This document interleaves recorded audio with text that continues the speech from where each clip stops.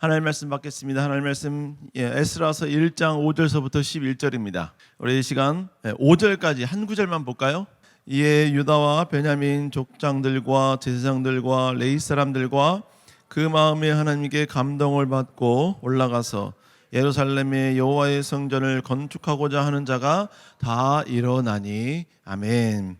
오늘 에스라서 1장 5절서부터 11절의 말씀을 가지고 하나님의 감동을 받은 자는 감동적인 인생을 산다라는 제목을 가지고 여러분과 함께 좀 말씀을 나누겠습니다. 여러분, 우리 땅을 살아가면서 우리는 어떤 식으로든지 누구로부터 어떤 영향력을 받게 됩니다. 또 자극을 받기도 하고 때로는 이것이 조금 더 나아가서는 감동을 받기도 합니다.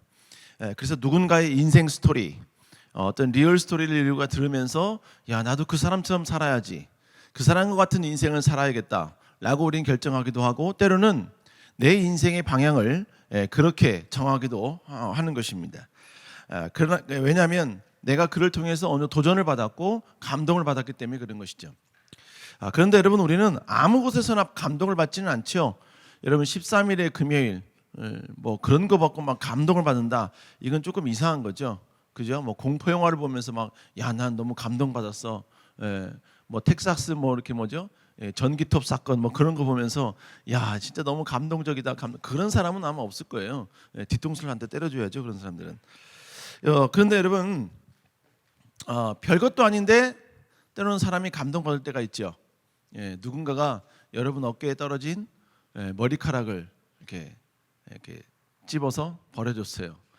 이제 누가 집어주냐에 따라 달라지겠지만, 그죠? 그것 때문에 때로는 감동을 받기도 하고, 그런 사람, 그런 자매들도 저는 가끔 봤습니다.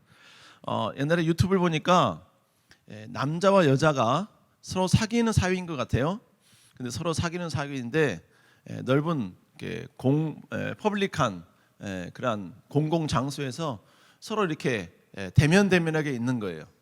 그런데 유튜버 중에 누군가가 한 명이 몰래 그 연인들 뒤에 가서 그러니까 그 여자가 보지 못하는 여자 뒤에 있는 남자의 손을 이렇게 살짝 잡고 거기다가 빨간 장미를 하나 딱 이렇게 지어주더라고요. 그러면서 남자와 함께 서로 이렇게 모종의 관계는 아니겠지만 모종의 이렇게 사인을 딱 보냅니다. 그러자 남자가 얼굴이 갑자기 확 밝아지면서 그 여자 어깨에다 손을 얹고 장미를 딱 주면 그 관계가 너무너무 좋아지고 아름다워지는 것을 보게 되더라고요. 그 모습 보면서 저도 살짝 감동이 되더라고요. 그래서 나는 진달래로 한번 해볼까. 그래서 유튜브에 한번 인플루언서가 한번 돼볼까, 그런 생각도 한번 해봤습니다. 어쨌든 여러분, 사람들은 누군가의 행동, 누군가의 어떤 말, 누군가의 어떤 제스처, 아니면 그들이 남긴 여러 가지 메시지, 여러분 이런 것 때문에 때로는 감동을 받게 된다는 것입니다. 근데 이 감동을 받는다는 것에서 우리가 또 누구에게 감동을 받느냐도 참 중요하죠. 여러분, 이단에 빠진 사람들, 그들은 이단에 의해서 감동을 받은 겁니다. 그렇기 때문에 그들은 이단, 참 저도 아직도 이해가 안 되는데, 여러분 그 쭈구렁방탱이, 그 영감탱이를 바라보면서 이 사람이 진짜 메시아다 믿는 신천지들 보면 이게 제정신이 아닌 것 같아요. 여러분, 그러나 그들이 그렇게 할 수밖에 없는 이유는 왜 그래요? 어쩔 수 없지요. 여러분, 이만희로부터 계속해서 그런 감동을 받으니까 여러분 계속 그들은 그 상황 가운데 가르쳐준 대로 그렇게 믿고 있는 것입니다. 결국 우리는 이 땅을 살면서 감동을 받지만 누구로부터 감동을 받는 자도 적지 않게 중요한 요소다라는 것이죠. 여러분, 오늘 본문에 보니까 여러분 감동을 받은 사람들이 있다라는 것을 우리에게 소개해주고 있습니다. 근데 그 감동을 받는 사람이 누구로부터 왔느냐? 그 감동이 하나님께로부터 왔다라는 사실을 우리에게 말씀해주고 있죠. 오늘 에스라서를 우리가 좀 이해하기 위해서는 에스라서가 기록되었을 그 배경을 우리가 좀 어느 정도 인지하고 말씀을 듣는 것이 훨씬 더 오늘 본문을 이해하는 데 좋습니다. 오늘 본문은 어떤 내용이냐, 어떤 배경을 갖고 있느냐? 여러분, 이스라엘 백성들은 하나님이 선택한 백성들이었지요. 그리고 또 하나님이 그들에게 위대한 축복을 주시겠다고 약속한 민족이었습니다. 그런 축복을 어떤 민족도 받지 못했습니다. 그렇기 때문에 이스라엘 백성들은 하나님의 이 놀라운 축복과 약속을 받았다면 그 다음에 해야 할 일이 뭐냐? 하나님의 명령과 계명과 율례대로 지키는 일, 이 일에 그들은 매진해야만 있었습니다. 절대로 이 일은 타협해서도 안 됐고 어떤 것과 절대로 맞바꿔서 안 되는 그들의 목숨보다 귀한 것, 그것이 철저히 하나님 중심, 하나님 말씀대로 살아가는 삶이었던 것이지요. 그러나 이스라엘 백성들은 점점점 세상에 살다 보니까 이제 하나님을 멀리 떠나기 시작을 합니다. 삶이 풍요로워지니까 이제 굳이 하나님을 섬겨야 될 이유를 여러분 그들은 망각하기 시작을 했다는 것이죠. 여러분 이건 우리의 삶도 마찬가지예요. 우리의 삶도. 여러분 우리가 하나님 나라 영광을 위해서 헌신하고 충성하면 하나님 반드시 여러분을 축복해 주실 줄로 믿습니다. 근데 여러분 무서운 건 뭐냐면 그 축복이 여러분의 신앙을 좀먹을 수 있다는 거예요. 그 형통이 여러분의 신앙을 무너뜨릴 수 있다는 거예요. 여러분께 주어진 그 모든 여유, 그 모든 행복이 여러분들이 하나님을 떠나게 만드는 요소가 될 수 있다는 것입니다. 여러분 신앙은 가만히 있고 모든 것이 되었다라고 생각하면 절대로 안 돼요. 우리는 매 순간마다 싸워야 합니다. 정말로 내가 하나님이 아닌 다른 것에 머리 숙이지 않도록, 나를 통치하신 이는 오직 여호와 한 분이 될 수 있도록, 어떤 명예와 권력과 물질도 심지어는 이성조차도 나를 컨트롤하지 못하고 오직 여호와의 말씀만이 나를 컨트롤할 수 있는, 여러분 그런 존재로 우리는 끝까지 싸워나가야만 하는 것입니다. 여러분 근데 이스라엘 백성들은 그 싸움을 포기한 거예요. 그러면서 이제 뭡니까? 이 세상의 여러 가지 풍조에 서서히 그들은 젖어들기 시작을 합니다. 그러면서 하나님을 멀리 떠나기 시작을 하지요. 그러다 보니까 결국 어떻게 돼요? 결국 그들은 이제 완전히 하나님을 배신하는 그러한 상황까지 이르게 됩니다. 여러분 하나님을 사랑했던 민족이 하나님을 배신하면 하나님은 그들에게 남들보다는 훨씬 더 강력한 징계를 내리십니다. 그 징계가 뭐냐? 바로 전쟁입니다. 전쟁을 통해서 하나님은 이스라엘 백성들을 징계하기 시작을 했습니다. 그래서 하나님을 떠난 이스라엘 백성들에게 하나님은 갑자기 여러분요, 남서쪽에 있는 바벨론이라는 강대국이 일어나서 여러분 남유다를 점령하게 만듭니다. 그리고 그 바벨론이라는 그 엄청난 큰 나라는 그들만의 어떤 국가적 정책을 세웠는데 자신들이 점령한 나라의 사람들은 전부 다 자기 나라로 끌려가서 바로 70년 동안 오랜 기간 동안에 종살이를 하게 만드는 것이 그들의 정책이었습니다. 그래서 이스라엘 백성도 어쩔 수 없이 바벨론에 끌려가서 여러분 바로 바벨론에서 70년 동안 종살이를 하게 되는 것이죠. 그런데 그 와중에도 그들은 하나님을 끝까지 의지하고 다시 하나님을 찾습니다. 하나님께 다시 기도하기 시작을 해요. 그래서 하나님은 그들의 기도를 들으사 이제 70년이 되었을 때 그들의 모든 이 고통을 바로 해방시켜 주십니다. 어떻게 얘기를 해방해 주셨느냐? 여러분 바벨론 그 아래 남쪽 지방에 메데 바사라는 나라가 있었어요. 그 메데 바사라는 나라가 갑자기 강성해져서 그 바벨론을 점령해 버린 것입니다. 그래서 과거에 바벨론이 점령했던 모든 땅들을 이제 메데 바사, 이 바사는 지금 역사적인 어떤 명칭으로 보면 페르시아입니다. 그 페르시아가 갑자기 바벨로니아를 여러분 먹어서 점령을 해서 이제 온 땅을 바로 이 페르시아가 점령하게 된 것이죠. 그런데 그걸 점령했던 이 페르시아, 특별히 이 고레스 왕은 그들만의 새로운 정책을 핍니다. 그게 바로 뭐였었냐면 바벨론에 의해서 점령당에 끌려왔던 모든 나라 사람들은 다 너희 나라로 돌아간다라는 칙령을 내리기 시작을 하죠. 자, 에스라서 1장 1절 한번 읽어볼까요? 시작. 바사왕 고레스 원년에 여호와께서 에레미야 입을 통하여 하신 말씀을 이루려 하시고 바사왕 고레스의 마음을 감동시키심에 그가 온 나라에 공포를 하고 조소를 내어 이르되, 여러분 그 내용이 뭐냐? 자, 3절 읽습니다. 시작. 너희 중에 그의 백성된 자는 다 유다 예루살렘으로 올라가서 이스라엘 하나님 여호와의 성전을 건축하라. 그는 예루살렘에 계신 하나님이시라. 뭐라고 이야기합니까? 이제 너희들 예루살렘 너희 나라로 가도 좋다 이거예요. 지금까지 종살했지만 종살할 필요 없이 이제 모든 너희 나라로 바로 귀환해도 된다, 돌아가도 된다, 이러한 칙령을 바벨론의 왕이 이제 칙령으로 선언하기 시작을 합니다. 여러분 그때 그 칙령 앞에 적지 않은 이스라엘 사람들이 바로 자기의 고국으로 돌아오려고 결정을 합니다. 그리고 그들은 돌아와서 바로 아름다운 성전 짓기를 갈망을 하죠. 우리 에스라서 1장 5절입니다. 시작. 이에 유다와 베냐민 족속들과 제사장들과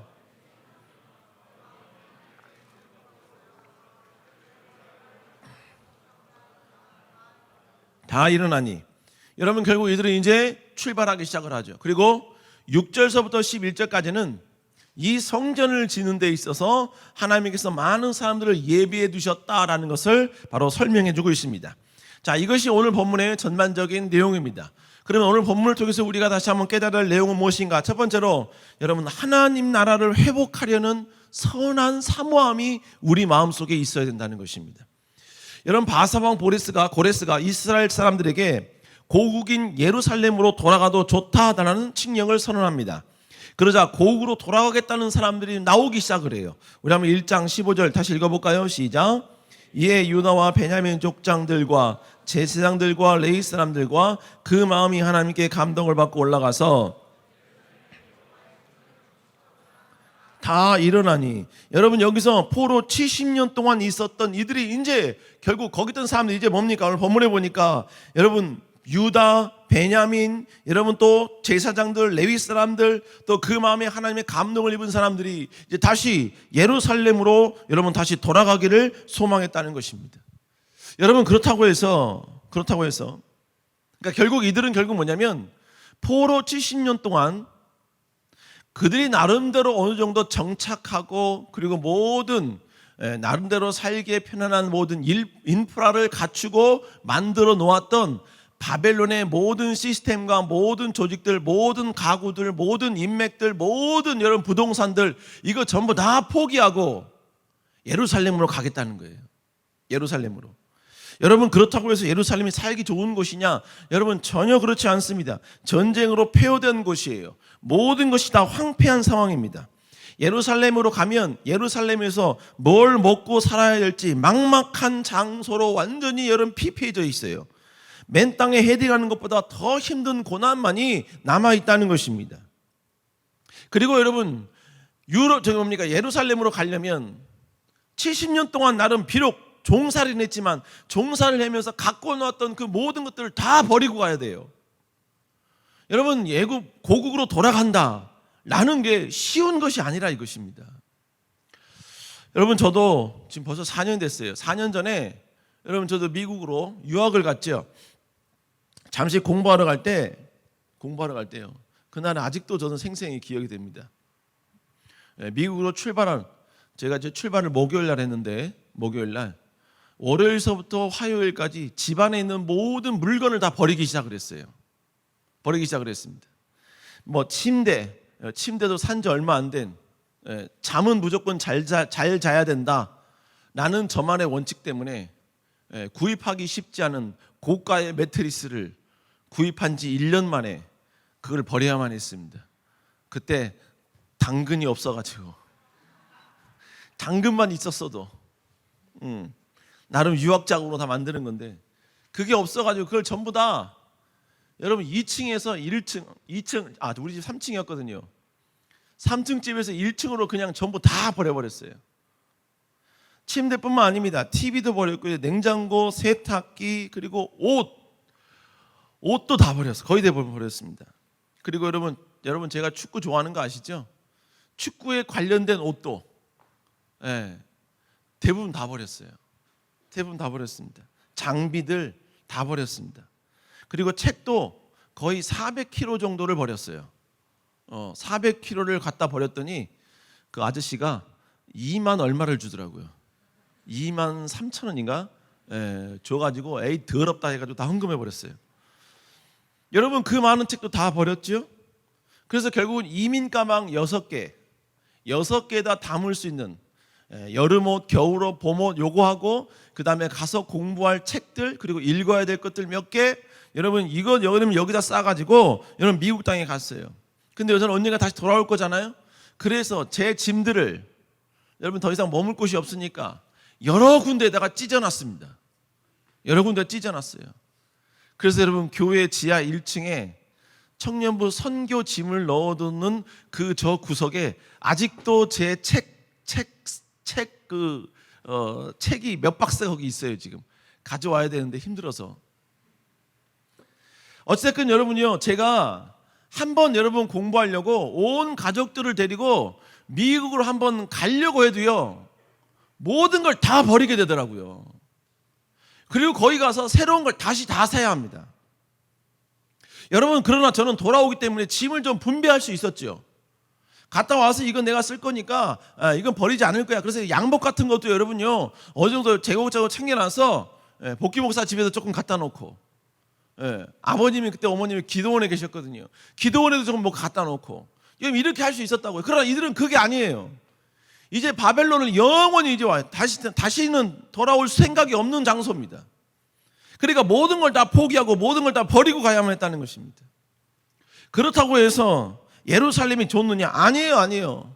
예루살렘은 그들을 기다려주는 땅이 결코 아니었다고요. 여러분, 그렇다고 해서 그들은 다 가난하고 힘없고 빽없는 사람만 갔었느냐? 예루살렘으로 다시 귀환했느냐? 아니요. 성경에 보면 이렇게 이야기합니다. 에스라서 1장 8절 한번 읽어볼까요? 시작. 바사왕 고레스가 창고지기 미르드닷에게 명령하여 그 그릇을 꺼내어 세워서 유다 총독 세르바살에게 넘겨주니, 여기 보니까 누구 나오니까 세르바살이라는 유다 총독이 나오지요. 이 유다 총독 세르바살이 누구냐면 바로 통상적으로 스룹바벨이다라고 이야기를 합니다. 이스라엘 백성들이 바벨론에서 3차에 걸쳐서 여러분 그들이 전부 다 귀환을 했거든요. 첫 번째 귀환을 주도했던 사람이 바로 이 스룹바벨이라는 사람이었습니다. 이 스룹바벨이라는 사람은 능력이 없는 사람이 아닙니다. 스룹바벨은 여호와김의 증손입니다. 여호와김은 시드기야 왕과 여고나라는 두 아들이 있었는데, 스룹바벨은 여고냐의 손자인 것입니다. 그러니까 그는 왕은 안 됐지만 왕족인 것이죠. 그리고 요세푸스라는 이스라엘의 역사서에 보면 이 스룹바벨은 바로 바벨론에서 시위대장을 했다라고 이야기를 합니다. 시위대장은 지금으로 말하면 대통령의 경호실장 역할을 한 거예요. 그러니까 이 스룹바벨은 바벨론에서 나름 저명한 높은 위치에 있으면서, 그리고 모든 사람들이 부러워할 정도의 여러분 그러한 권력, 힘이 있는 여러분은 경호실장의 위치에 있었던 사람이란 이야기죠. 그런데 이 스룹바벨이라는 이 사람이 그 모든 바벨론에 있는 모든 자기가 쌓아놓았던 모든 명예와 권력과 재산이 모든 것 전부 다 뒤로 한 채 여러분 무너진 예루살렘, 황폐한 예루살렘으로 돌아가겠다고, 여러분 그가 리더가 되어서 출발을 하겠다고 이야기하고 있는 것입니다.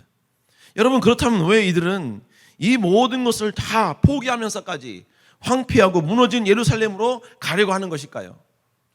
여러분, 그 이유는 다른 건 다 아닙니다. 그들의 인생의 목적은 자신의 개인적인 영화, 개인적인 축복, 개인적인 형통, 권력, 능력을 누리는 게 아니었기 때문에 그런 거예요. 이들의 인생의 목적은 하나님이 기뻐하시는 일, 하나님이 원하시는 일, 하나님이 소망하시는 일, 그 일에 쓰임받는 존재가 되는 것, 그들이 이들의 인생의 목적이었다는 것입니다. 여러분, 그렇기 때문에 여러분 그들은 다시 예루살렘으로 가길 원했던 것입니다.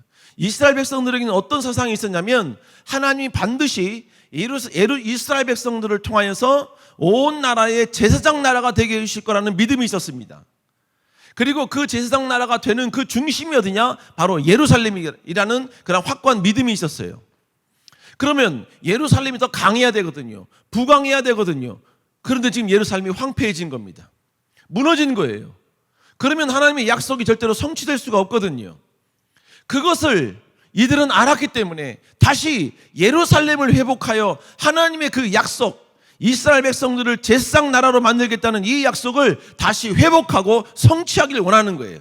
그렇기 때문에 그들은 다시 예루살렘으로 돌아가서 황폐하지만 그 땅에 다시 하나님 나라를 재건하고픈 위대한 거룩한 여러분 희망과 소망을 품고 그들은 예루살렘으로 출발하려고 했다는 것입니다. 결국 이들이 이렇게 이 일을 할 수 있었던 이유가 뭡니까? 바로 하나님이 기뻐하시는 일, 하나님의 약속, 그것을 이루는 이 일을 위하여서 자기들의 어떤 희생이 있든, 자신이 어떤 고통이 있든, 자기가 지금까지 모든 쌓아놨던 공덕담마저도 스스로 포기하고 스스로 무너뜨리고 자기는 그 일에 힘쓰는 자가 되겠다는 것입니다. 결국 이들의 인생의 목적은 뭐냐? 이 땅에서의 쾌락과 즐거움, 행복이 아니라 바로 하나님 나라 영광을 이었다는 것입니다. 세상에서 편안한 직장에서 살면서 여러 가지 많은 높은 연봉을 받고 여러분 화장실 3개 되는 집에서 살고 여러분, 남들이 부러워하는 외제차 끌고 다니면서, 남들이 하지 못하는 운동을 하고, 남들이 입지 못하는 옷을 입으면서, 남들이 가지 못하는 곳에 가는, 그것이 여러분 이들의 인생의 목적이 아니라 하나님이 이 땅에서 이루셔야 될 일, 하나님의 영광, 하나님의 그 거룩함, 하나님 나라 확장, 하나님 나라 회복, 하나님의 뜻이 이 땅 가운데 온전히 이루어지는 그 일, 그 일에 쓰임받는 그것, 그걸 회복하는 그것, 여러분, 그것이 이 사람들의 목적이었다는 것입니다. 여러분, 그렇기 때문에 그들은 비록 사는 것이 편안하지만 그 모든 바벨론의 그 모든 삶을 청산하고 다시 예루살렘으로 가겠다고 그들은 결단하고 있다는 것입니다. 여러분, 스룹바벨과 예루살렘을 올라갔던 이 수많은 사람들은 여러분, 그 길이 쉬운 길이 아니거든요. 여러분, 바로 이 바벨론에서부터 예루살렘으로 오려면요, 원래는 이렇게 직선으로 오면 됩니다만 그렇게 직선으로 오면 광야 땅에서 다 죽습니다. 그러니까 결국 뭐예요? 그 위에 티그리스 유브라데스 강을 따라서 여러분 그 위를 와서 여러분 위에 사해바다, 갈릴리 바다를 통해서 그리고 요단강 쪽으로 와서 여러분 그렇게 오는 것이 그들의 경로였습니다. 그 오는 과정이 쉽지 않았거든요. 그러면 그들이 오면서 무슨 생각을 했겠습니까? 어떤 생각을 하고 왔겠어요? 아, 지금은 내가 여기서 고생하지만 나를 통해서 하나님 나라가 확장되기를 소망합니다. 하나님, 내가 비록 무슨 일을 할지는 내가 모르겠으나 내가 하나님 나라 영광 회복을 위하여 나의 이 작은 헌신과 충성이 하나님 나라에 작은 도움이 되고자 내가 예루살렘으로 출발합니다. 저 바벨론에 있으면 나는 충분히 넉넉히 살 수 있지만 나 그 모든 것 다 포기하고 하나님 나라 영광을 위해 나아갑니다. 하나님, 나를 사용하여 주시고 나를 통해 하나님 위대한 역사가 나타나게 하여 주옵소서. 여러분, 그들은 아마 이런 모습으로, 이런 심정으로 그들은 예루살렘으로 귀환했을 것입니다. 우리 사랑하는 청년 여러분, 우리도 마찬가지입니다. 여러분, 우리가 이 땅에 존재하는 이유가 뭡니까? 우리가 이 땅에 살아가는 이유가 뭐예요? 우리가 끝없이 도전하고 끝없이 여러분 직장 내에서 더 높은 자리로 올라가고 더 높은 연봉을 위해서 여러분 힘쓰고 애쓰는 그 궁극적 목적이 뭐냐 이거예요. 여러분, 물질이 아니라, 포지션이 아니라, 삶의 어떤 질이 아니라 우리의 모든 목적은 하나님 나라 영광이 되어야 될 줄로 믿습니다. 여러분, 그리스도인의 타락은 세속화되는 것, 물론 그것도 타락입니다. 그러나 더 큰 타락은 뭐냐? 하나님이 일에 관심이 없어지는 거예요. 그리스도인임에도 불구하고 하나님이 기뻐하시는 일에 전혀 관심이 없어지는 거예요. 하나님이 소망하시는 일에 전혀 관심이 없는 거예요. 하나님이 예수 그리스도를 이 땅에 보내신 그 궁극적 이유가 무엇인지와는 전혀 여러분요 거리가 먼 인생을 살아가는 것, 여러분 이것이 진정으로 그리스도인의 타락입니다. 여러분, 그러므로 우리 그리스도인의 기도 제목은 이걸 주세요, 이걸 공급해 주세요, 이걸 해결해 주세요, 이걸 하나님 내 손에 쥐어지게 해 주세요가 아니라 하나님의 뜻에 반응하는 자가 되게 하여 주옵소서. 하나님 나라 영광을 위하여 쓰임받는 도구가 되게 하여 주옵소서. 나의 인생이 하나님과 무관한 인생이 아니라 하나님과 밀접한 인생 되게 하여 주시고, 하나님이 바라보는 것을 바라보는 자 되게 하여 주시고, 하나님 나라 영광을 위하여서 내 것을 희생할 수 있는 그러한 살아있는 그리스도인이 되게 해 주십시오. 여러분, 이게 진짜 살아있는 그리스도인의 기도 제목이 되는 거예요. 우리 사랑하는 청년 여러분, 다시 한번 하나님 나라 영광을 위하여서 여러분이 지금까지 쌓아놓았던 70년간 준비했던 그 모든 것을 하나님에 내려놓으라 했을 때 내려놓을 수 있는 용기 있는 자 될 수 있기를 다시 한번 주의 이름으로 축원합니다. 축복합니다. 우리 이 땅 가운데 절대로 우리 자신을 위해서 존재하는 존재가 아니에요. 우리는 오직 하나님 나라 영광을 위해서 우리는 존재하는 하나님의 백성들인 줄로 믿습니다. 두 번째로, 하나님께 우리는 감동을 받은 사람이 되어야 된다는 것입니다. 오늘 본문에 보면 예루살렘으로 가겠다는 사람들이 누구인지에 대해서 오늘 본문은 자세히 설명을 해주고 있습니다. 여러분, 성경에서 자세히 설명하고 있다. 굳이 우리는 알고 싶지 않지만 그들의 이름을 명확하게 기록을 하고 있다. 그 말은 중요한 사람들이라는 이야기예요. 주님께서, 하나님께서 일부러 그들을 소개하고 있다는 의미인 것입니다. 그러면 에스라 1장 5절에 예루살렘으로 돌아가겠다고 했던 사람이 누구인가? 우리 한번 에스라 1장 5절 한번 읽어볼까요? 시작. 예.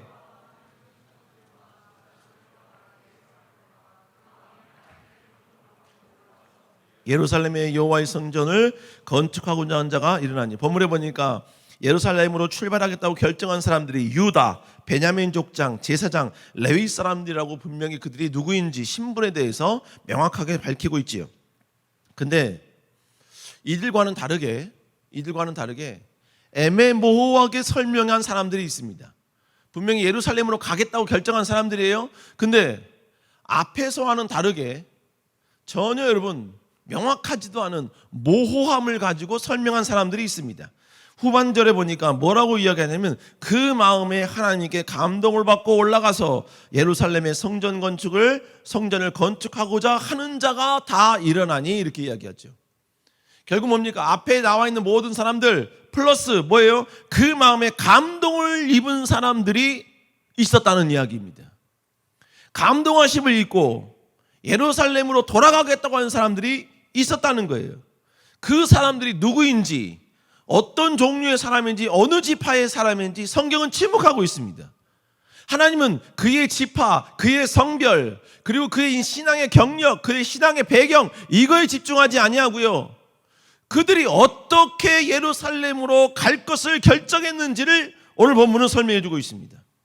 오늘 본문에 그들이 뭐라고 이야기해요? 본문에 보니까 그 마음이 하나님께 감동을 받고 올라가서라고 이야기해요.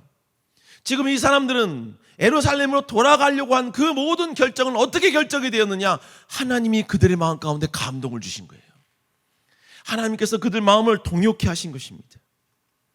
여러분, 그들이 감동을 받았다, 이 말은 무엇을 말할까요? 여러분, 하나님이 그들 마음속에 갑자기 이스라엘과 예루살렘을 그립도록, 사무치도록 그리운 마음을 그들 마음 가운데 주신 거예요. 그들이 여러분 예루살렘을 가지 않으면 안 될 것만 같은 그러한 그들 마음 가운데 거룩한 그런 사모함, 절대로 가지 않으면 안 될 것만 같은, 여기 머물러 있으면 오히려 죽을 것만 같은, 하나님이 마치 저기서 나를 부르는 것만 같은, 절대로 가지 않으면 절대로 내 인생에 고난이 오고 아픔이 올 것만 같은 여러분 그런 감동이 그들 마음 가운데 밀려드는 것입니다.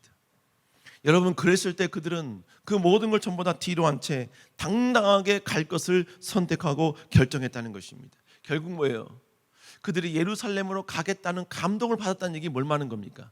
하나님께서 그들을 쓰시고 싶으신 것입니다. 그들을 통해 영광 받기를 원하시는 것입니다. 그래서 하나님은 그들 마음 가운데 여러분이요 감동을 주신 거예요. 그들에게 감동을 주셔서 네가 가질 수 없니?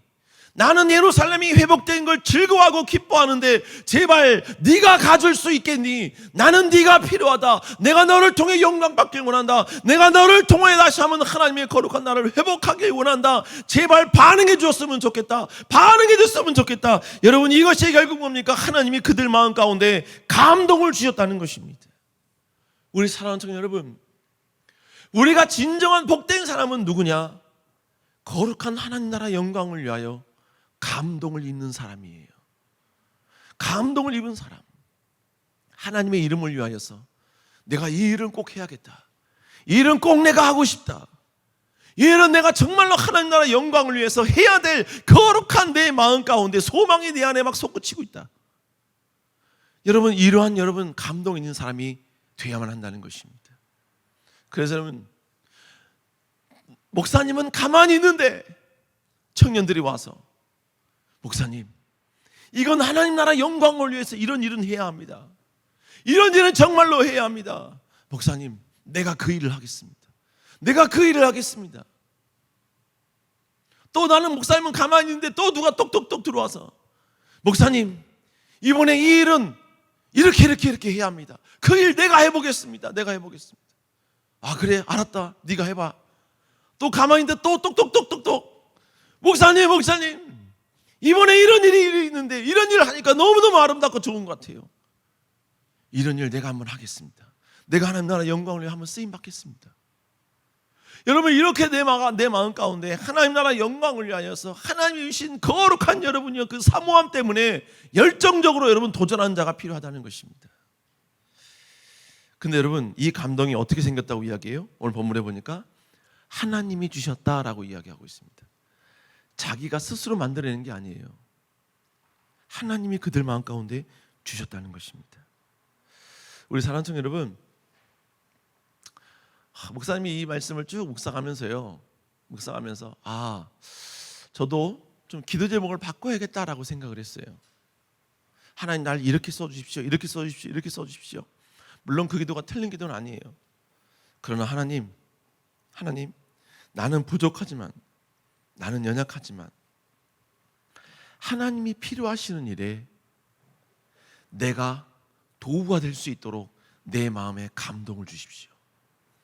하나님이 정말 소원하는 그 일에 누구도 하지 않을지라도 내가 작은 역할을 할 수만 있다면 하나님, 이 작은 내 마음속에 그 일을 할 수 있는 감동을 내게 주시옵소서. 나는 거기에 할 수 있는 능력이 안 됩니다. 한없이 부족합니다. 그런데 누구도 그것을 거부하고 누구를 저항하는 이 상황 가운데 하나님, 내가 그 일에 내 모든 걸 걸 수 있는 그 마음, 그 감동을 내게 허락하여 주옵소서. 우리 사랑하는 여러분, 우리는 이런 모습으로 하나님께 나아가야 될 줄로 믿습니다. 아멘. 여러분 비전도 마찬가지예요. 여러분 비전도, 여러분 꿈도 마찬가지예요. 여러분 꿈이 여러분이 만들어낸 여러분의 욕망을 이루는 대상이 아니라, 과정이 아니라 진정으로 하나님이 주신 감동에 따라 아름답게 여러분 구축된 비전이 될 수 있기를 다시 한번 주여 여러분 축복합니다. 여러분, 우리가 하나님 나라의 영광을 위해 전진하다가도요, 이게 나의 꿈이요, 나의 비전이다, 이걸 통해 하나님 영광 돌리겠다 라고 하면서 전진하다가도요, 현실적인 문제가 터지고 여러 가지 많은 상황이 내 마음 가운데 계속 엄습하면요, 이제 서서히 그 비전에 대한 열정이 사라지기 시작을 해요. 현실과 타협하기 시작을 합니다. 근데 여러분, 내 마음 가운데 진정한 하나님이 주신 감동이 있으면요, 하나님은 역사하시더라고요. 하나님이 인도하시더라, 이것입니다. 아멘. 아멘. 여러분, 목사님도 잠시 미국에서 갔다 온 이후에 목사님 개인적으로 여러 가지 많은 기도 제목이 있었어요. 개인적으로 여러 가지 많은 기도해야 될 것들과 또 목사님 머리 가운데 계속 아프게 하는 여러 가지 많은 상황들이 계속해서 발생을 했어요. 목사님 미국 가기 전에도 여러분, 세덴 타운이라는 저만의 그 엄청난 그 비전을 미국에 가서 미국에 있는 큰 교회에 다시 한번 내가 가서 프레젠테이션을 하고 그들에게 함께 동역하자라고 제안하려고 했습니다. 그래서 목사님이 다니는 그 큰 교회에 가서 예배를 드리면서 여러분 서서히 준비하기 시작을 했습니다. 근데 코로나가 터졌죠. 코로나가 터졌어요. 그래서 뭡니까? 한국에 있는 그때 태민이가 그 일을 목사님과 같이 하고 있었는데, 태민이에게 그 모든 상황들을 나한테 PPT로 보내줘라. 예, 그 모든 상황들, 그리고 PPT를 만든 모든 것들을 나한테 보여주고 사진도 나한테 보내줘라. 그리고 그걸로 막 계속해서 여러분요 설득하기 위해서 막 준비하면서, 그리고 저에게는 당당함이 있었습니다. 내가 너에게 이렇게 프레젠테이션을 하고 하나님 나라 확장을 위해서 내가 너에게 이렇게 제안을 하는데 네가 이걸 거부하면 오케이, 너는 하나님 나라의 이 일에, 이 거룩한 일에 함께 동역하지 못할 자로 낙인 찍히는 거야. 이 일은 하나님의 일이기 때문에 하나님은 또 다른 동역자를 분명히 예비시켜 주실 거야. 네가 노해도 나는 전혀 상처받지 않아. 이 비전에 너는 동참시킬 수 없는 존재가 되는 거야. 여러분, 저는 그런 당당함이 있었어요. 여러분, 그리고 하다가 코로나로 인해서 그 모든 열정이 완전히 꼬꾸라졌지요. 누구에게 가서 이야기할 수도 없어요. 어디 가서 프레젠테이션 할 수도 없습니다. 그러고 나서 저는 한국에 돌아왔어요. 돌아오면서 갖가지 여러 가지 많은 청년부의 모든 상황들, 교회적 상황들 계속해서 있다 보니 제 머릿속에요, 그 비전을 망각하기 시작을 했습니다. 잊어버리기 시작을 했어요. 분명히 하나님이 내 마음 가운데 주신 비전이 있었기 때문에 시작을 했는데 망각을 하기 시작하더라는 거예요. 근데 여러분, 저는 잃어버렸는데 하나님은 잃어버리지 않으셨더라고요. 어느 누구와 함께 상담을 하고 대화를 하는데 저는 절대로 그 이야기를 꺼내지도 않았는데 그 청년이 저에게 먼저 이야기를 꺼내는 거예요. 그러면서 목사님의 비전이 청년들에게 전염되는 그 모습에 자기는 너무 큰 도전을 받았다고, 자기도 함께 그 안에 멤버가 되고 싶다고 계속해서 그런 얘기를 하는 거예요. 제가 여러분 그 청년과 이야기하는데 제가 순간 부끄러웠어요. 부끄러웠습니다. 정작 주장했던 나는, 지금까지 이끌었던 나는 어느 정도 여러분이요, 그 아름다운 세덴 타운이라는 이 모든 윤곽을 만들어 놓은 저는 이걸 망각하고 있었는데, 잠시 뒤로 배제하고 있었는데, 여러분 지금 누군가는 계속해서 꿈을 꾸고 있었고 누군가는 계속해서 그걸 여기 준비하고 있었다는 것이죠. 제가 지금 여러분께 무엇을 말씀드리느냐, 여러분 때로는 내가 하나님 나라 영광을 위해서 전진하는 나의 비전이 상황과 여건 때문에 때로는 그 모든 것을 내가 의지력을 잃어버리고 해야 될 여러분 나의 모든 열정이 식어진 상태에 있을지라도 그것이 하나님이 주신 감동에 의한 것이면 하나님은 누군가를 통하여 우리를 깨우게 하신다는 거예요. 누군가를 통해서 우리를 다시 자극시키신다는 것입니다. 이건 뭘 말하는 겁니까? 하나님이 그걸 원하신다는 것입니다. 하나님이 그걸 기뻐하신다는 것입니다. 여러분, 여러분의 비전도 마찬가지예요. 여러분이 하나님 나라 영광을 쓰임받고 싶은 모든 목적도 다 마찬가지입니다. 그걸 향해 전진하고 그걸 향해 도전해 가는 가운데 때로는 낙심할 수 있어요. 절망할 수 있습니다. 그래서 여러분 이게 진정한 나의 비전인가 스스로에게 여러분요 반문하면서 자신감을 잃어버릴 수도 있습니다. 그러나 여러분, 하나님이 주신 그 비전이 하나님의 감동으로부터 출발했다면 여러분, 하나님은 다시 여러분을 세우실 것이고 누군가를 통해 여러분을 자극시키실 것이고 누군가를 통해 하나님은 다시 한번 여러분을 세워주신다는 것입니다. 여러분, 그러므로 우리에게 중요한 건 뭘 말하느냐, 내가 하겠다는 것이 아니라 하나님으로부터 감동을 받는 것이 무엇보다 중요하다는 것입니다. 우리 사랑하는 청년 여러분, 그 위대하신 하나님의 자극을 경험할 수 있는, 감동을 경험할 수 있는 여러분 되시기를 다시 한번 주 이름으로 축원합니다.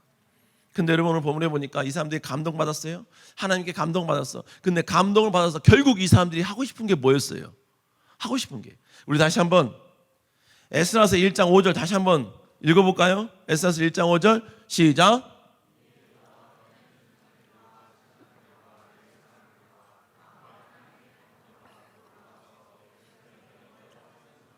그 마음이 하나님께 감동을 받고 올라가서, 감동을 받았어요. 근데 어떤 감동이었어요? 올라가서 예루살렘의 여호와의 성전을 건축하고자 하는 마음이 그들 마음 가운데 감동으로 왔다는 이야기예요.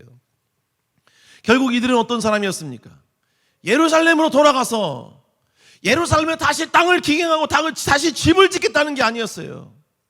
다시 그곳에서 여러분 땅을 개간해서 다시 부동산 사업을 하겠다는 게 아니었습니다. 이들이 하나님께 감동을 받은 내용은 뭐였느냐? 가서 하나님의 성전을 짓겠다는 것이었습니다. 하나님의 성전이란 결국 뭡니까? 하나님의 임재의 상징이었습니다. 하나님의 통치의 상징입니다. 하나님이 이 땅 가운데 왕이심을, 이 땅의 통치자이심을 선언하고 선포하는 그 여러분의 상징이 바로 성전이었다는 것입니다. 그런데 그 성전이 이방 민족에 의해서 회파되어 있습니다. 무너져 있습니다. 여러분, 그 모습을 볼 수가 없다는 거예요. 그 모습은 절대로 여러분요 그들이 용납할 수 없다는 것입니다. 그러니까 다시 한번 내가 예루살렘으로 돌아가 지금까지 벌었던 70년 동안 벌었던 그 모든 재산을 총동을 하여서 다시 그 예루살렘에 하나님의 왕이심을, 하나님의 통치자이심을, 하나님의 절대자이심을 선언하는 그 아름다운 성전을 자신들이 짓겠다는 것입니다. 여러분, 하나님의 성전을 짓는 것이 쉬운 것이 절대로 아닙니다. 하나님의 성전은 여러분 어떤 구멍가게 형식으로 짓는 게 아니에요. 무엇보다 웅장하게 지어야 합니다. 지금 여러분 이스라엘 백성들이 포로 70년간 있으면서, 바벨론에 있으면서 그들은 우상 신전들을 그들은 많이 모았을 것입니다. 여러분, 우상들, 특별히 가진 게 없는 것들, 그리고 여러분 내용물이 없는 것들, 실제가 아닌 것들, 그런 것들이 실제가 있는 것처럼, 뭔가 있는 것처럼, 뭔가 여러분요 대단한 것처럼 보이기 위해서 하는 방법이 뭐냐면 웅장하게 만듭니다. 그래서 빈 껍데기일수록 그들이 만든 신전은 웅장합니다. 그래서 여러분 신화에 나오는 모든 신화를 믿는, 신화를 여러분 기념하여 짓는 모든 우상 신전들은 다 웅장합니다. 그들은 바벨론에 있으면서 그 웅장한 우상을 섬기는 신전들을 보았습니다. 여러분, 그런데 우리 하나님은 이들과 비교할 수 없는 절제자이시거든요. 그러니까 이들 마음 가운데는 절대로 어떤 구멍가게 형식으로 하나님의 성전을 짓겠다는 마음은 전혀 없었을 것입니다.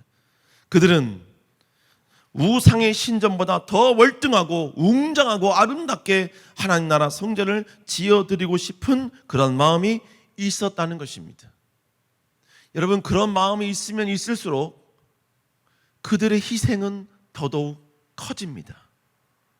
그들이 70년 동안 바벨론에서 종살이하면서 아끼고 아껴서 모은 모든 재산들을 한꺼번에 다 드려야 될 수도 있습니다.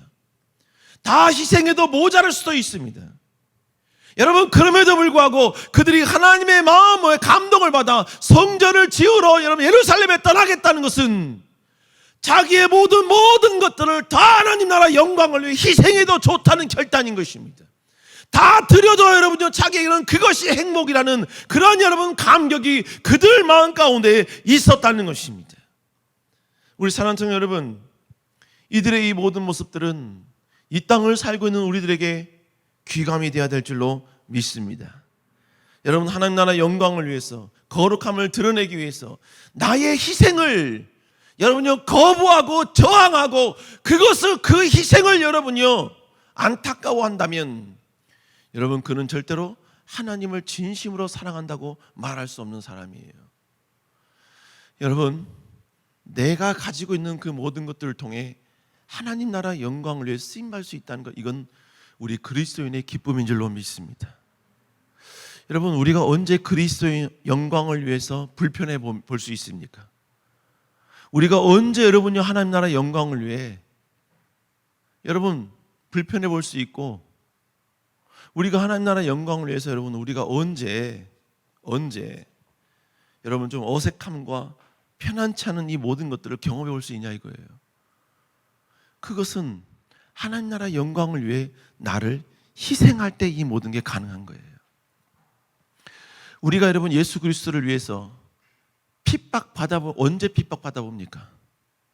여러분, 그리스도를 위해서 아무것도 안 하면, 아니 내 신앙만 지키겠다고 아무것도 하지 않는 사람에게는 절대로 예수님 때문에 받는 핍박은 있을 수가 없습니다.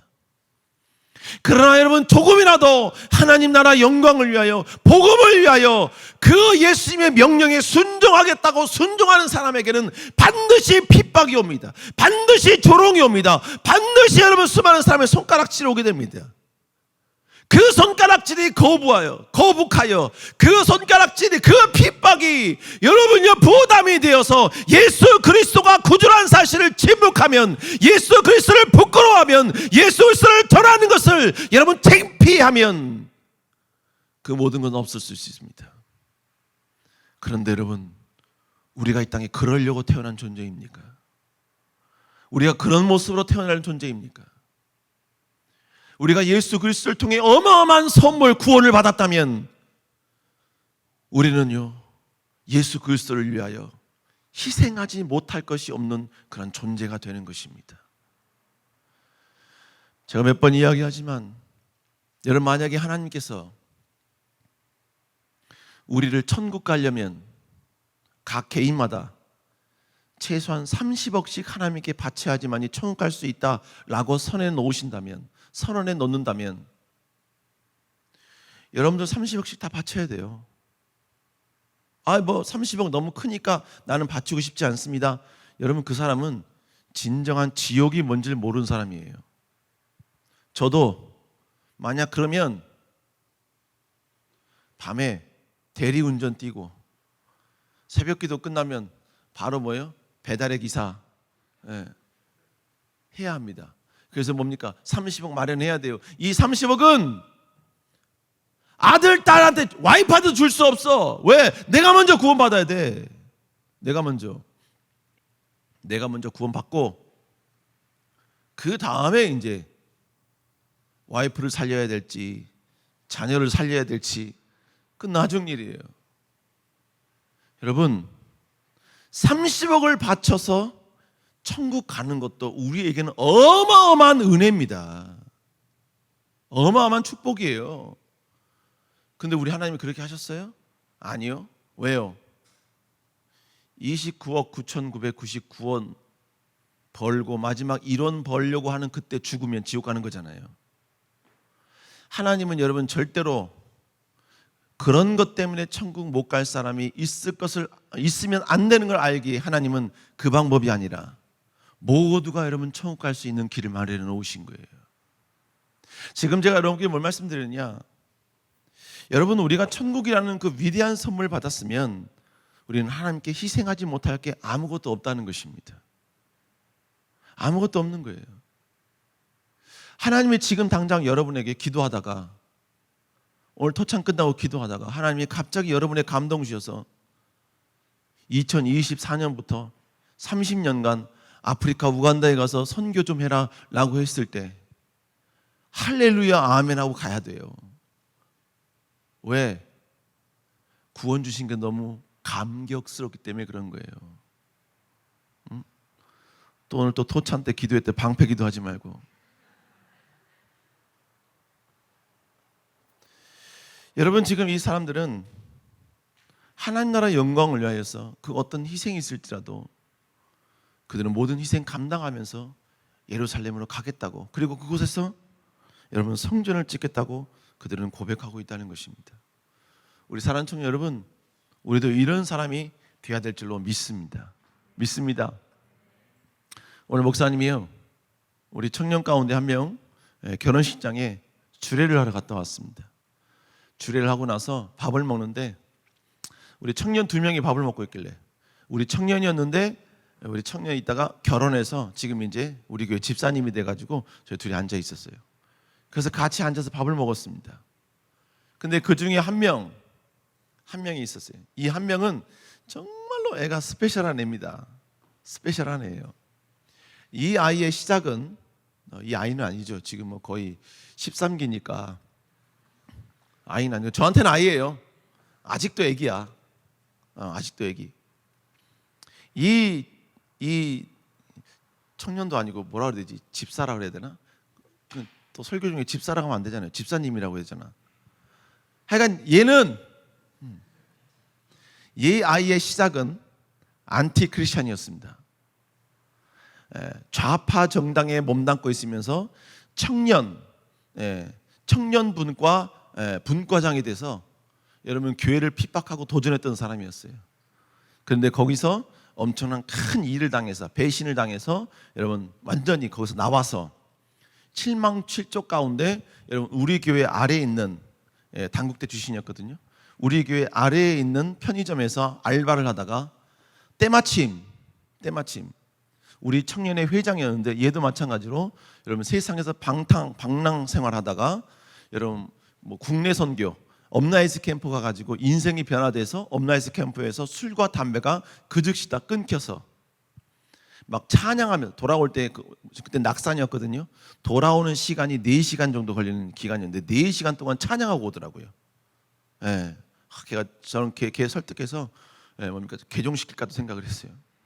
뒤에서 막 찬양하면서 오는데 휴게소에 내렸는데도 확 두 명이 막 찬양하면서 창피해가지고 제가 뭐 살 때도 막 둘이 찬양하면서 막 좋다고 막 낄낄대고 그렇게 왔어요. 그렇게 막 뜨겁던 회장이, 막 하나님의 은혜를 체험한 회장이 그 편의점 가서 물건을 사다가, 그러니까 얘가 막 은혜가 넘치니까 그때 우리 청년부에서 줬던 그 업라이스 캠프 이 티를 입고 가서 흰 티, 땀이 쩔은 흰 티를. 근데 그 청년이 이게 뭔가요? 라고 물으면서 대화가 시작돼서 회장이 걔를 우리 교회로 전도를 한 거예요. 근데 얘가 우리 교회 와서 서서히 예수님을 알기 시작하더니 성경 공부에 들어오기 시작하고 예수님을 알기 시작하더니 국내 선교 가서 또 인생이 또 확 바뀌어 버립니다. 하나님께 내 인생을 바치겠다고 이야기하더니 말레이시아로 1년간 여러분 단기 선교사로 지원을 해서 1년 동안 갔다 옵니다. 그리고 이 청년의 모든 목적은 뭐였었느냐? 바로 평신도 선교사가 목적이었어요. 평신도 선교사가 비전입니다.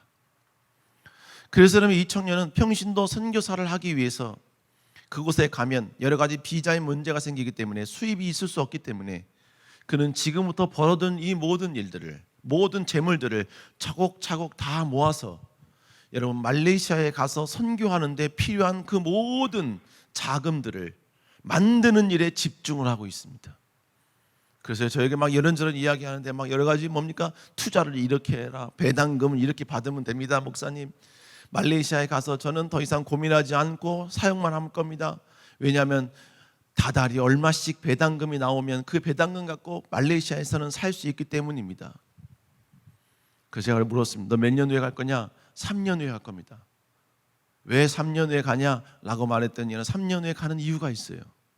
그 이유는 먼저 3년 동안 아이를 만들어야 돼요. 아이를 여러분 출산에 된 이유조차도 하나님의 아이를 갖고 싶어서가 아니라 말레이시아 선교를 하기 위해서 아이의 출산이 필요한 거예요. 두 번째, 자기가 투자한 것에 대해서 3년 이후에 그 모든 결정이 난다는 겁니다. 이 아이의 모든 포커스, 모든 물질을 버는 이유, 그리고 또 여러분 자기가 그렇게 여러분 투자하는 이 모든 것들, 그래서 여러분 뭐예요? 계속해서 배당금이 나오는 이 모든 시스템들, 이걸 모두 다 만드는 것들을 유튜브에 올리고 있습니다. 그러면서 여러분 자기와 같은 동일한 비전을 가진 사람이 이렇게 선교할 수 있다는 것을 보여주고 있어요. 이 청년의 모든 포커스, 모든 관심, 모든 것들은 다 어디에 집중되어 있느냐?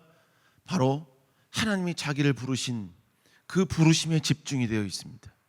말레이시아에 가서 하나님의 잃어버린 영혼들을 회복시키시고 회복하고 그들을 다시 한번 하나님의 기뻐하는 사람으로 만들기 위한 그 일에 그들의 모든, 그 아이의 모든 것이 거기에 집중되어 있다는 것입니다. 그러니까 지금 벌어들이는 이 수입을 어떻게 내가 활용해야 될지가 나오기 시작을 하는 거예요. 자신이 지금 상황 가운데 직장 내에서 어떠한 포지션을 취해야 되고 어떻게 해야 될지에 대한 이 모든 것들이 다 나오게 되는 것입니다. 우리 사랑하는 성도 여러분, 여러분이 이 땅에 살면서 다시 한번 이 백성들이 하나님의 성전을 위하여서 여러분 그 모든 걸 다 희생하고 여러분 그들 모든 위대한 결단을 내렸던 이 모습처럼 우리도 다시 한번 여러분이 하나님 나라 영광을 위하여서 여러분 쓰임받기를 즐거워하는 자가 되어야 된다는 것입니다. 그 일에 여러분 정말로 열정을 다하는 자들이 되어야 된다는 것입니다. 우리 사랑하는 여러분, 그런 여러분 될 수 있기를 다시 한번 주의 이름으로 축복합니다. 축원합니다. 다음 이제 마지막으로 세 번째로 여러분 하나님은 감동하심을 입은 자들에게 협력자들을 보내주신다는 것이죠. 오늘 본문에 보니까 하나님은 하나님의 뜻을 이루기 위해 감동하심을 입은 사람들이 여러분 하나님의 성전을 짓기를 원한다 그랬죠. 근데 이 사람들의 재물로는 하나님의 성전을 지을 수가 없습니다. 그래서 하나님께서는 이 사람들 이외에 성전을 지을 수 있는 모든 재물들과 모든 것들을 공급해 줄 수 있는 사람들을 하나님은 예배시켜 주십니다. 우리 한번 1장 6절 한번 읽어볼까요? 시작. 그 사면 사람들은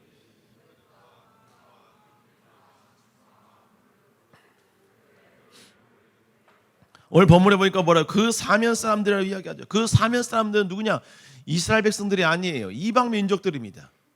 이방 민족들이 하나님의 성전을 짓겠다 하는 여러분 그러한 일에 동참하겠다라고 해서 은그릇 그 물품들 짐승과 보물로 여러분 돕고 있다는 것입니다. 여러분 더더욱 중요한 게 뭔지 아세요? 이들의 이 모든 헌신으로도 하나님의 성전을 짓는 것은 부족했습니다. 그래서 하나님께서는 더 위대한 사람을 예비시키십니다. 에스라서 1장 7절 8절 읽습니다. 시작. 고레스 왕이 또 여호와의 성전 그릇을 꺼내니 옛적에 느부갓네살 왕이 예루살렘에서 옮겨다가 자기 신들의 신당에 두었던 것이라. 바사왕 고레스가 창고적이 미드르닷에게 명령하여 그 그릇들을 꺼내어 세워서 유다 총독 세르바살에게 넘겨주니. 무슨 얘기예요? 오늘 본문에 보니까 고레스 왕이 여러분 어떤 뭡니까 이 그 헛간이라 할까요? 열어보니까 거기에 하나님 성전에 있었던 모든 것들이 거기 다 있다는 것입니다. 그게 다 뭐예요? 다윗이 하나님 나라 영광을 위해서 준비했던 모든 금은들이거든요. 하나님의 성전에 쓰임받았던 모두 사용되었던 금그릇, 은그릇들입니다. 그거를 느부갓네살 왕, 즉 바벨론 왕이 성전에 있는 걸 다 빼앗아다가 다 가져다가 자기 창고에다가 집어넣은 겁니다. 근데 바사 왕 고레스가 그걸 다시 열게 해서 다시 지금 이 오늘 본문에 유다 총독 누굽니까? 세르바살. 이 세르바살이 누구라 했어요? 바로 스룹바벨이라 그랬죠. 스룹바벨에게 다 내어줍니다. 이 말은 결국 뭡니까? 하나님의 성전을 짓는 그 안에 쓰임받는 도구들을 굳이 만들 필요 없이 완벽하게 하나님께서 제공해 주셨다는 것이죠. 여러분, 하나님 나라 영광을 위하여서 거룩한 감동을 입고 도전하고 전진하는 사람에게는 하나님이 함께 할 수 있는 동역자들을 붙여주십니다. 함께 할 수 있는 하나님의 사람들을 붙여주셔요. 믿습니까? 믿습니까? 여러분, 그렇기 때문에 여러분들이 하나님 나라 영광을 위하여서 여러분 감동함을 입은 그 비전이 원대하고 크다라고 해서 걱정하지 마세요. 염려하지 마세요. 하나님은 반드시 그게 하나님의 영광이면 하나님은 반드시 사람을 붙여주십니다. 반드시 필요한 사람을 붙여주십니다. 저희 아들이 지금 군대 갔죠? 군대 갔지만 저는 제 아들에 대한 비전이 있습니다. 뭐 부자 되라? 아니요. 뭐 승승장구하고 멋진 차, 멋진 집에 살아라? 아니요. 저는 제 아들이 그런 식으로 여러분 인생 살게 하고 싶지 않아요. 하나님 나라 영광을 위해 어떠한 작은 영역에서 하나님의 이름을 드높이는 일에 쓰임받는 존재가 되길 원하는 거예요. 근데 우리 아들은 그러긴 아직 부족해. 아직 그 부분이 연약해. 제가 기도하는 내용이 뭐냐? 하나님, 이 아들이 하나님 나라 영광을 위해 쓰임받아야 되는데 그 쓰임받는 영역에서는 부족합니다. 하나님, 군대 내에서 이 아이를 자극할 수 있는 사람을 붙여주십시오. 이 아이에게 도전을 줄 수 있는 사람 붙여주십시오. 이 아이가 나는 지금까지 잘 살아왔다라고 생각하는 그 모든 안위함을 완전히 박살낼 수 있는 사람을 이 아들 주변에 두게 하사 이 아들에게 끊임없는 도전과 끊임없는 자극을 주어서 이 아들이 하나님 나라 영광을 위해 새롭게 준비된 자 되게 해주십시오. 여러분, 결국 뭐예요? 하나님 나라 영광을 위하여 쓰임받기를 소망하는 자는 반드시 하나님께서 그 사람을 움직이고 함께 할 수 있는 사람을 붙여주신다는 것입니다. 믿습니까? 믿습니까? 여러분, 세이든타운 프로젝트 마찬가지예요. 여러분, 솔직히 말하면 제 힘으로는 그게 불가능합니다. 불가능했었어요. 그러나 여러분, 저는 계속 기도하고 있었지요. 기도만 하고 있었습니다. 그랬더니 하나님께서는 여러분 헤비타트에서 일하고 있는 청년을 저에게 붙여줬어요. 그리고 그 청년이 여러분 그 헤비타트 안에서 여러분 여러 가지 일들을 막 조율하기 시작을 합니다. 내가 할 수 없는 일들을 그 아이가 하기 시작을 했어요. 그 청년이 하기 시작했습니다. 그리고 여러분요, AP 아시아 여러분 퍼시픽에 있는 그 핵심 코어가 되는 모든 걸 결정하는 여러분 그 지도자에게 여러분요 직접 여러분 이메일을 날려서 여러분요 이 엄청난 사업이 정말로 헤비타트의 정신과 일치하다는 여러분 메일을 보내고 실사를 보내서 여러분 결국은 헤비타트에서 여러분 이 사업은 정말로 헤비타트의 정신과 일치한다, 함께 할 수 있다. 여러분 그래서 MOU 단계까지 갔다고요. 저는 한 거 아무것도 없어요. 기도만 했는데 하나님이 사람을 붙여주시더라는 것입니다. 아직은 여러분요 이것이 여러분 이루어지지 않았지요. 아직은 이게 여러분요 어떤 첫 삽을 띄지 못했지요. 왜냐하면 우리가 여러분 방향을 두고 있는 그 미얀마가 지금 군부 세력에 의해서 여러분 지금 점령당하고 있기 때문에 아직도 내전 중에 있기 때문에 그렇습니다. 여러분, 그러나 저는 분명히 압니다. 이 비전을 향하여 기도하고 꿈꾸고 있으면 여러분 부족하다면 그것을 채워줄 수 있는 또 다른 사람이 반드시 나올 것을 저는 믿습니다. 왜냐? 저는 안 하면 편합니다. 저는 포기하면 편합니다. 그러나 하나님이 손해이시기에 하나님이 하셔야 합니다. 그렇기 때문에 하나님은 이 일에 감동된 자를 하나님이 붙여주실 것이고 부족하면 채울 수 있는 사람을 채워줄 것이고 그리고 여러분 공급이 필요하다면 공급해 줄 사람을 하나님 반드시 공급해 줄 걸 저는 믿기 때문인 것입니다. 여러분도 마찬가지예요. 여러분의 비전과 꿈 가운데 이 비전과 꿈을 하나님 나라 영광을 위해서 이루기를 소망하는데 내가 부족하다, 내가 연약하다, 여러분 하나님의 영광을 위해서 끝까지 기도하세요. 그러면 하나님은 반드시 여러분을 자극시킬 사람을 보내주실 것입니다. 여러분을 깨닫게 해줄 사람을 붙여주실 것입니다. 여러분의 그냥 뭡니까? 생각과 지금까지 모든 굳어있던 모든 가치관을 완전히 박살내고 완전히 찢어져서 찢기고 다시 한번 새로운 목적으로 여러분 전진하게 할 수 있는 새로운 도전자, 새로운 자극자를 여러분에게 붙여주실 거라는 것입니다. 여러분, 그래서 결국 뭐예요? 하나님은 하나님의 일을 반드시 이루시고 뜻하여 주실 줄로 믿습니다. 우리 하나님은 지금도 일하시는 분이십니다. 그래서 지금도 하나님은 하나님의 감동을 주시면서 하나님의 일에 동참할 사람들을 부르시고 계십니다. 우리 사랑청 여러분, 이 일에 함께 동참할 수 있는 여러분 되시기를, 그리고 그 소망할 수 있는 여러분 되시기를 주의 이름으로 축복합니다.